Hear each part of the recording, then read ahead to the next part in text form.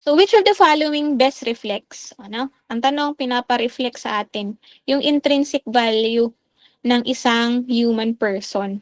Okay, anong sagot? A, A, A, A, A, A, A, A. So, A is human dignity, B, productivity at work, C, ability to earn wealth, or D, intelligence. Again po, no, sa board exam ninyo, you have to be very critical on the options. Okay? Kasi, sabihin natin lahat sila, no, as if all correct, pero meron pa rin dyan na the best answer.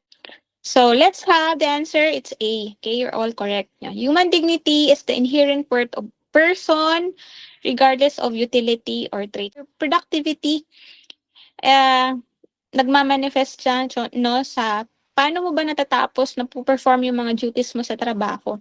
Eh, hindi naman trabaho yung tanong, di ba? Ang tinahanap dito, intrinsic value. Okay, ability to earn wealth, a person's capacity to make generate money. So, hindi naman natin pinag-uusapan about generating fund. In intelligence is the ability to earn, understand, and solve problem.